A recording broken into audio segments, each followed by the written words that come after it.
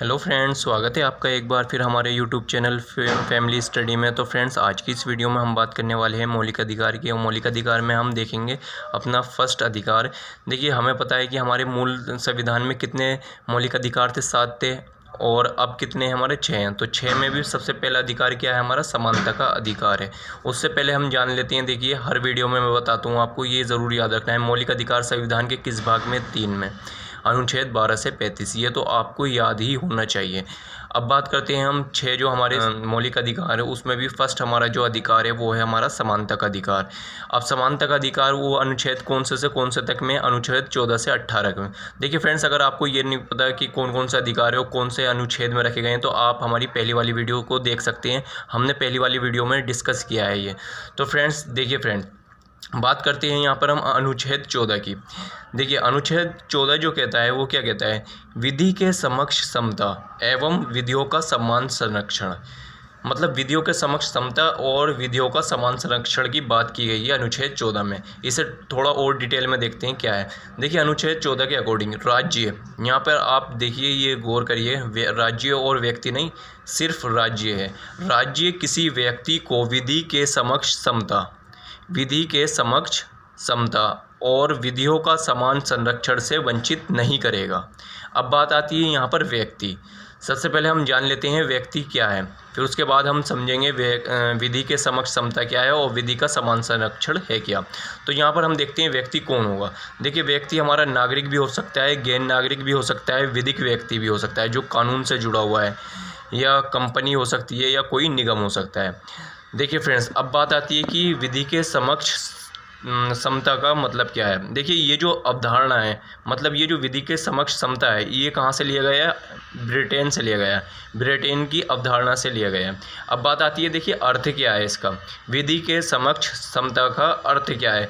देखिए, कानून के समक्ष सभी समान हैं, किसी को विशेष अधिकार नहीं है। सपोज़ कीजिए मैं गरीब हूँ या कोई मालदार है, अगर सपोज़ कीजिए उसने भी चोरी की और मैंने भी चोरी की, तो उसे अमीर को इसलिए नहीं छोड़ दिया जाएगा कि वो अमीर है इसलिए। तो यहाँ पे क्या बात की है, कानून के समक्ष सभी समान हैं, ना कोई गरीब है ना कोई अमीर है, सबको समान समझा जाएगा। क्या वो मुकेश अंबानी हो या कोई एक झुग्गी झोपड़ी में रहने वाला व्यक्ति हो।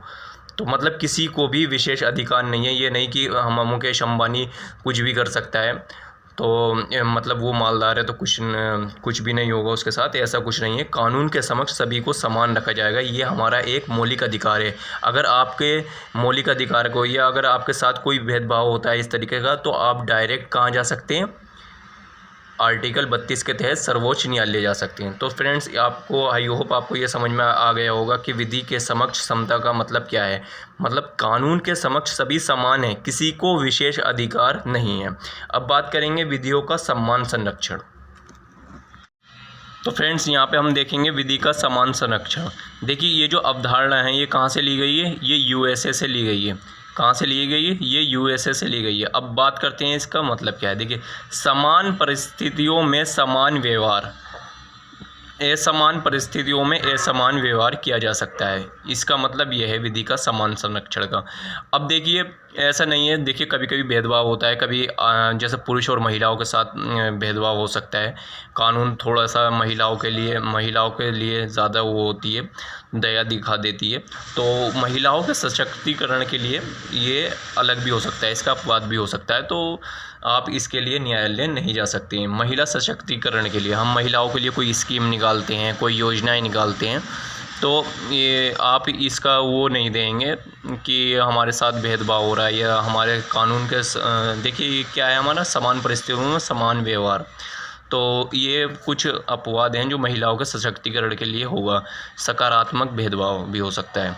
अब बात आती है, देखिए फ्रेंड्स, सर्वोच्च न्यायालय के अनुसार, सर्वोच्च न्यायालय ने एक अपना निर्णय सुनाया था, उसमें उसने बोला था कि एक व्यक्ति या विधिक व्यक्ति को एक वर्ग मान सकते हैं आप। निर्णय जो आया था ये कौन सा उससे आया था, चिरंजीत लाल बनाम भारत संघ। ये आपको याद रखना है, ये अक्सर मालूम कर लिया जाता है। अब बात आती है, देखिए कुछ अपवाद।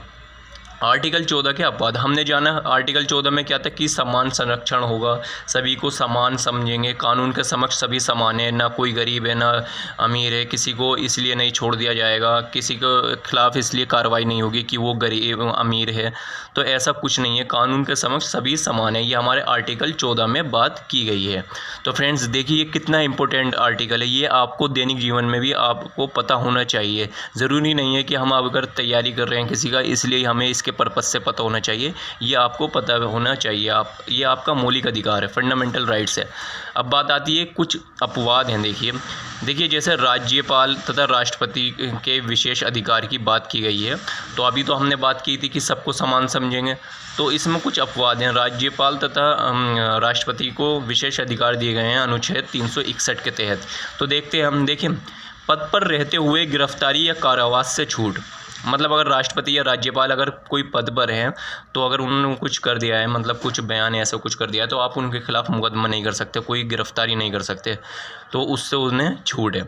अब देखिए मुकदमा नहीं चलेगा, अगर वो जब तक वो पद पर हैं तो उन पर कोई मुकदमा नहीं चल सकता। अब देखिए थर्ड पॉइंट क्या है, व्यक्तिगत सामर्थ्य से किए गए कार्य के लिए दीवानी मुकदमा नहीं चलेगा। अगर चलाना भी है तो 2 माह पूर्व उन्हें नोटिस देना पड़ेगा आपको। अब देखिए यहाँ पर जैसे हमने आर्टिकल 361 के तहत देखा, राष्ट्रपति और राज्यपाल को कुछ विशेष अधिकार मिले हुए हैं। इसी तरीके से अनुच्छेद 115 में संसद में क्या बोला गया है, संसद में जो भी सदस्य हैं जो भी वो अपनी बात कहेंगे उसके लिए अगर आपको बुरी लग गई, आपको कुछ अच्छे नहीं लगी या संवैधानिक को उसके खिलाफ बोल दिया, तो आप उसके लिए न्यायालय में जवाबदेही नहीं होगी उसकी, संसद के सदस्य की। तो फ्रेंड्स ये कुछ विशेष अधिकार थे, कुछ हम डिटेल में पढ़ेंगे आगे। तो यहाँ पे आर्टिकल 14 के लिए आपको बस इतना ही जानने की ज़रूरत है।